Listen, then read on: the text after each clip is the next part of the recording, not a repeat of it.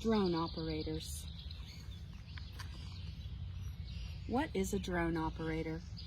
A drone operator flies unmanned aerial vehicles, also called UAVs or drones. The operator flies the drones either from the ground or from another vehicle.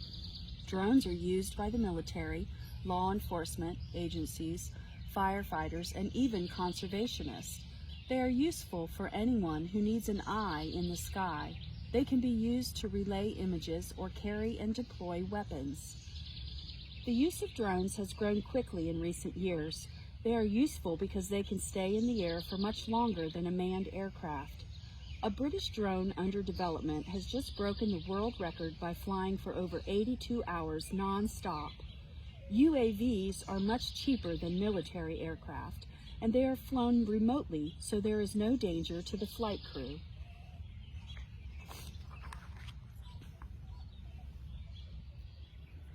How to fly a drone. UAVs can be controlled by a crew many miles away from the aircraft. Satellites are used to relay commands to the UAV and to send images back to the operators. Drone operators describe piloting a Predator aircraft as a little like flying an airplane while looking through a straw. It is quite different from flying an aircraft from the cockpit.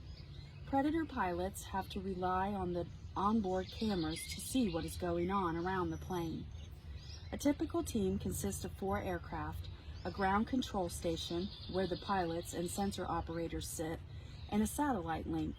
Around 82 people, including support personnel, help operate the aircraft. This team can provide 24-hour surveillance within 460 miles of the ground control station. The Predator works much like any small plane. The drive shaft rotates the rear propeller, which provides both drive and lift. The remote pilot can alter the angle of the propeller blades to change the height that the plane flies at. A rudder under the propeller steers the aircraft. A power cart is used to start the engine and charge its battery. To stop the engine, the operator hits a kill switch located behind one wing. Military drone operators. UAVs are being used more and more for military operations.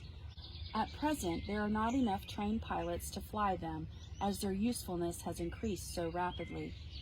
When a military operation is taking place in rough, mountainous terrain, it is difficult for the people on the ground to make sure an area is safe. UAVs help search the area and provide armed cover for troops in battle. UAVs also search for roadside bombs and can fire on anyone seen planting them. Military UAV operators need many of the same skills that traditional pilots need, including good motor skills and excellent vision. They must be able to make decisions under stress and be physically fit. Once chosen for the program, trainees use simulators to learn to fly the drones. They learn about the weapons and the strict rules on when and how to use them. Operators need to learn which locations are friendly and how to positively identify a potential threat. The control station. The UAV's control station may be located locally, or it can be in another country from the drone it is operating. That can be an odd experience for the drone operator. In the control station, drone operators guide the remotely piloted aircraft. They may be in a trailer in the U.S. while operating on the front line of a war in another country. One of the screens has a live, full-motion video feed from the aircraft. A second screen has mission data like the altitude of the drone and its fuel level. A third screen displays menus of more data. The drone is steered with a joystick and pedals control its rudders. The sensor operator controls the camera. He or she can zoom in on the faces of people to assess if they are in danger. A keyboard allows the sensor operator to communicate with intelligence agencies to check if the target is a threat. The sensor operator has radio contact with the command center, which must authorize any use of weapons. A button on the joystick launches the missiles. After an explosion, the sensor operator can train the camera on the wreckage to check if the mission was successful. Search and rescue. UAVs are now routinely used to search and rescue by search and rescue organizations. Their cameras can be used day and night and in bad conditions. Thermal imaging cameras can help find missing or injured people by spotting a heat source. Infrared cameras enhance night vision. Rather than having to land a search aircraft and let the pilots change shifts, the drone can be kept in the air for hours at a time. The Raven is a small hand-launched UAV developed for the U.S. military, but now used for search and rescue too. The Raven can be either remotely controlled from the ground or fly a pre-programmed route using GPS navigation.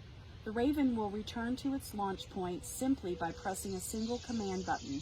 It can carry color video cameras and an infrared night vision camera and is ideal for searches. Spying drones. Drones are useful at gathering information. They watch and listen without being seen. Some UAVs are small enough to fly through an open window like a nano hummingbird. Others silently watch from the skies. The Global Hawk drone pictured below is a high-altitude UAV. It can survey as much as 40,000 square miles of terrain a day. A Global Hawk can fly at an altitude of about 60,000 feet. The British military are using a tiny surveillance drone called a Black Hornet Nano. It is about the size of a pair of sunglasses and has a tiny camera to relay video and photos. It is very light and easy to operate. It can hover and stare, look behind, between, and below obstacles.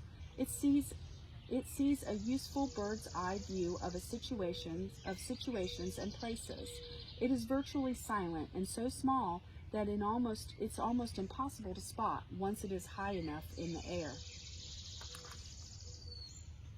Drone operators in the sky. During the 1960s and 1970s, drone operators did get to take to the skies. The DC-130 aircraft was designed to carry Firebee drones and act as the control center. Operating a drone from a truck cut down a drone's combat range. The drone only had a single stationary recovery area, too. To improve their range and ability to recover the drones from anywhere, drone operators took to the skies. The DC-130 was a type of Hercules designed for drone control. It could carry 4 Firebee drones underneath its wings. It could also provide control for up to 16 drones at the same time. The drone operators, 2-man launch stations on board the DC-130 could launch, control, and track the drones. Instruments displayed data such as the heading, speed, and altitude. A system could show the current position of both the drone and DC-130 on a large map board in front of the operators. The planned track of the drone was drawn on the board so the crew could immediately spot any change in flight path. The drone controllers also monitored and recorded video data. Sensors and weapons. Drone operators are not just in charge of flying the aircraft. They must be experienced in managing various sensors and weapons, too. UAVs can carry several different kinds of sensors. A UAV's sensors include cameras, infrared cameras, and radar systems.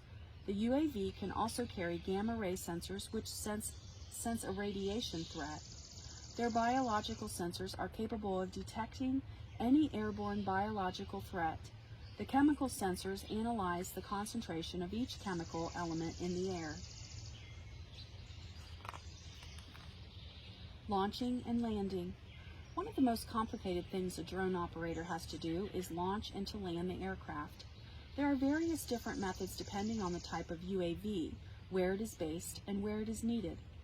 Drones can be launched by hand, using a rocket, using a conventional rolling takeoff, or by using launching rails. UAVs are even being launched from submarines by using a canister launched from the trash disposal unit. Once the canister reaches the surface, it ejects the UAV into the air. This variety of method means a drone operator can launch a UAV from just about anywhere. The future of film and TV. Drone operators may soon become a regular part of a film and TV crew. Overhead panoramic shots are expensive to get when paying for a pilot's and a photographer's time. A low-cost drone is a great solution for filmmakers. Movie directors often want to use a UAV with a high-definition camera to get panoramic aerial shots or even action close-ups that would be hard to film in the usual ways. Location scouts use unmanned drones aircraft to get great aerial images of locations. Sporting events are being filmed by cameras mounted to UAVs too. The running costs are cheaper than those for a helicopter. They have low fuel cost, no rental or pilot cost, lower insurance, and no noise concerns. People can learn to fly a simple UAV in a matter of hours. Getting permission to fly a drone in many countries isn't that easy though. Police and fire services. UAVs are being used by law enforcement agencies to catch criminals and find missing people. Having an aerial view of a search area is very valuable. The fire service uses UAVs to help monitor and combat fires. British police officers are using drones to tackle crime, antisocial behavior, and even monitor traffic congestion. Their micro-drones weigh less than a bag of sugar. They are silent and can be fitted with night vision cameras. The images they record can be sent back to a control room, police support vehicle, or to an officer on the ground wearing special video glasses. Useful eyes in the sky. UAVs are useful anywhere people need an eye in the sky. Drone operators can get involved in animal conservation, checking animal populations and looking out for poachers. Unmanned aircraft are all able to go into areas that may be too dangerous for pilot craft. Drones can be used as hurricane hunters in the air and underwater. UAVs can fly into a hurricane and communicate live data, which can be used to monitor its size and strength. UAVs can monitor pressure and temperature and provide more accurate information than manned hurricane hunters could. The UAVs are small and cheap enough to be disposable. Still want to be a drone operator? If you are interested in becoming a drone operator, it is useful to focus on science and math subjects in school. Military drone operators have to do military basic training first and then take advanced specialized training. The advanced training teaches how to perform different types of missions. They learn how to prepare maps, charts, and intelligence reports, how to analyze aerial photographs, and how to use the computer system.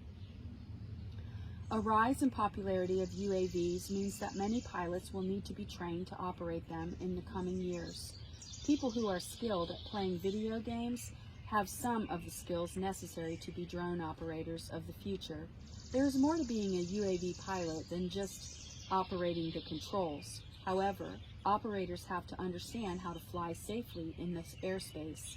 They also need to understand the data UAVs are receiving and interpret it correctly. The world's coolest job, drone operator.